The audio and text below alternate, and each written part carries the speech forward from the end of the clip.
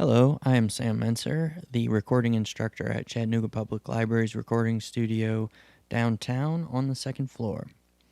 I'd like to talk about signal flow today. So it's sort of a connection from the last video I did where I talked about the inner workings of the studio and how they compare and contrast to a at-home project studio.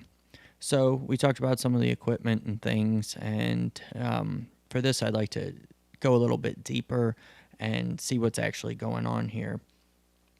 So here's a list, and this is the different points that you'll see along the way of the signal path on the way in. So what that means is from the microphone into the digital audio workstation. So you'll have your microphone, of course, the beginning of the chain, capturing the acoustic sound. Then we'll go into the XLR cable and then into the tie line, which is mounted on the wall, and then the patch bay, which is where you route the signal into a preamplifier into the analog to digital converter and then to the digital audio workstation. So here's a little guide I put together with some icons, and we have the microphone, of course, and then the tie line is a XLR input, the 3 prongs. Patch bay is a map to sort of signify that routing system, the pathways, and a preamplifier adds more energy to the signal, and then your converter, which changes the signal from analog to digital and then into your digital audio workstation. So microphone, now this is a loaded topic that we'll talk about with different types of microphones and sort of the inner workings of microphones on a different episode, but just basically touching on it here, a microphone is a transducer, which changes energy from one form to another. So in this case, we're changing acoustic energy, somebody speaking, singing, some sort of, acoustic instrument being captured by the microphone, and it's changing that energy into an electrical energy. It's technically the first gain stage, and what that means is this is the first stage where you control the amplitude. So if a singer is loud versus soft and you're the engineer, you might say, hey, can we get a little bit more energy? And that's technically a gain stage. You'll have a pad, and on this picture you can see there's a -10, 0, or -20 dB. And what that means is the pad is it's a passive attenuation device, and what that's going to do is lower the signal to prevent clipping, because you can overload a microphone much like you can overload a preamplifier. So what that's going to do is going to reduce the signal to avoid that clipping. There's also a high-pass filter, and you can see there's sort of a sharp knee and a soft knee here. And what that's going to do is eliminate some of the lower signals, and you'd have to look at the specs on the different microphones to see exactly where the threshold is for the filter. But it's eliminate a lot of low rumble noises and things like that you don't want to pick up in the audio signal. So moving on to the tie line, and you can see here's a panel of about, what do we got there, 16 inputs or so. It looks like 16 inputs, and they're all numbered. And then this is where you're going to take that XLR cable, which is carrying that electrical signal and the audio signal into, basically you can pick any one of these. Just make sure you write down which source is going where. So if we are picking up a singer and we're sending them into, let's say we'll send this signal into mic 49. It's the first one on the top left there. You're going to want to make note of that.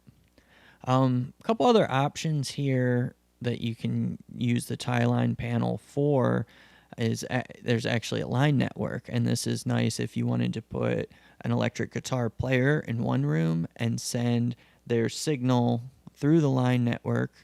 So they plug their guitar directly into, say, line 1, and then in another room you can have another cable, an instrument cable, coming out into the amplifier. So you can actually separate the player from their amplifier in order to sort of maximize the ability to capture that sound and minimize microphone bleed. If you want to have that guitar player in the same room with a singer or something like that. The listening network, and we'll talk more about this later too, but this is where you're going to connect the cue boxes, which is what the performers listen to. And this is connected by an Ethernet cable. The patch bay, and this is sort of where a lot of people can find themselves getting lost. And just looking at this, it is quite impressive. There's a lot of places that you can plug and unplug cables. So that's a patch cable hanging there in that picture, and they're all right next to the patch bay. This is your main routing system. And one key thing to remember is if we look at these rows, you have the top row will be an output row, and then the next row will be an input row, and then an output row, and then an input row, and so on. So outputs are always going to be over inputs. You're going to want to read this carefully when you're routing. So let's see, what did we say? 49 was the channel, the tie line that we plugged into. So you can see this third row down, there's the control room panel mics. And this is where that tie line is located. So you would want to patch from 49 with the orange highlight there into a preamp of your choice. So let's just go to the Audient preamps. Those are the main bank of preamps that we use. And you can just go to the first one, since it would just be recording one thing. And make sure those cables are inserted, because you'll hear 2 clicks to make sure they're in all the way. And one note to keep in mind is once you plug these in, don't remove them until you're done. Or if you do need to change something troubleshooting-wise, make sure that the system isn't in record ready. And you're going to control that within the digital audio workstation. But you're going to want to make sure that no mics are actively in phantom power, which we'll talk about in a minute, or that they are in a record ready mode, because it's going to cause pops and clicks in that case that can damage the speakers. And with phantom power in, as we'll talk about in a minute here, you can cause damage to various equipment along the way. So just always be cautious when you're patching and unpatching things. You want to make sure the system is pretty much dormant. Next, we have the preamplifier section, and we have 24 of these preamplifiers, these Audient preamplifiers, and they're labeled 1 through 24, as you can see. This is going to be your second gain stage, where you're going to really dial in the good level of recording, a level of recording that isn't too hot, it's not clipping. Watch your screen, your computer screen, while you're dialing in the gain level, and that's the knob on the left. This section also has a high pass filter, and here you can actually set the threshold. So that's pretty cool. That's pretty flexible. Besides that, there's also your phantom power, and this is very important. We're talking about different types of microphones. Condenser microphones will require phantom power. Dynamic microphones do not, and ribbon microphones definitely do not. We do not have any ribbon microphones in the studio, though, so you won't need to worry so much about that. But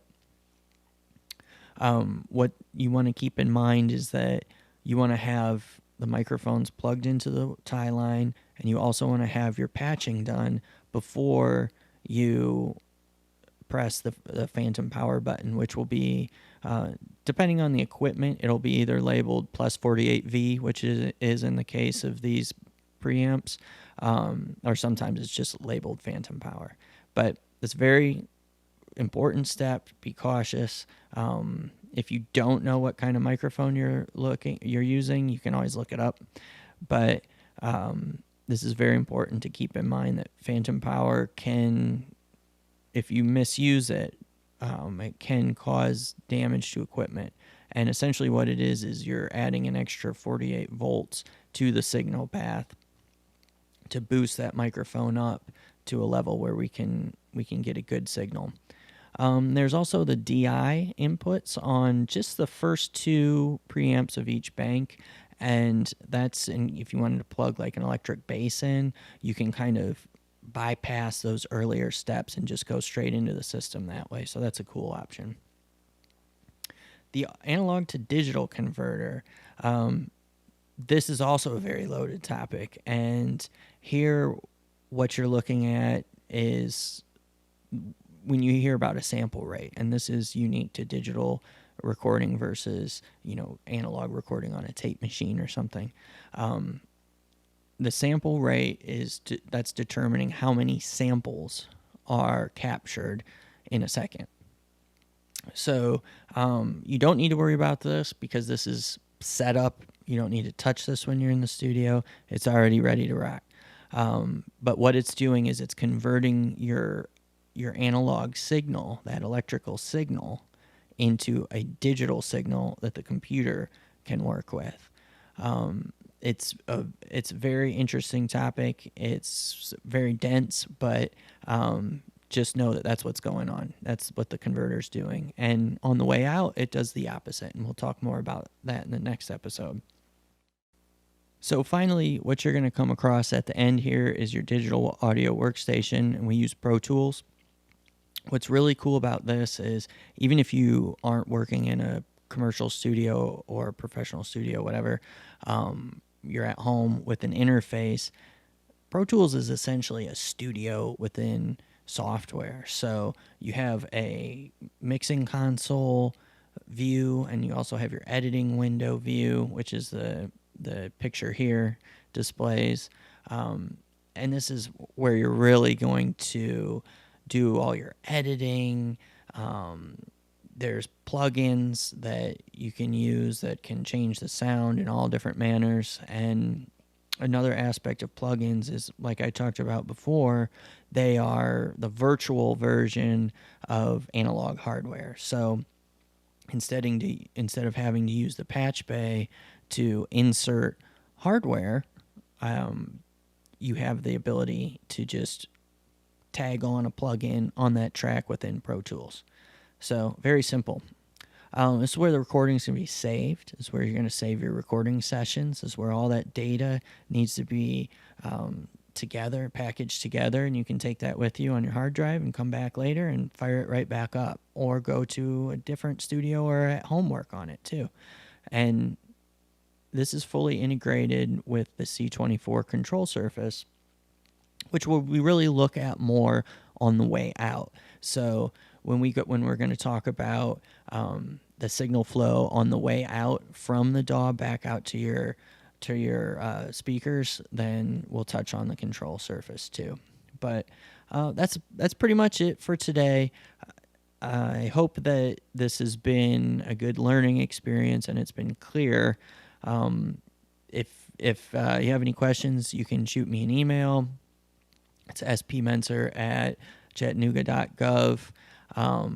Or you can go online and send in an email to the studio, and that'll come to me too. And I appreciate you watching. Take care and be safe, everybody. Bye.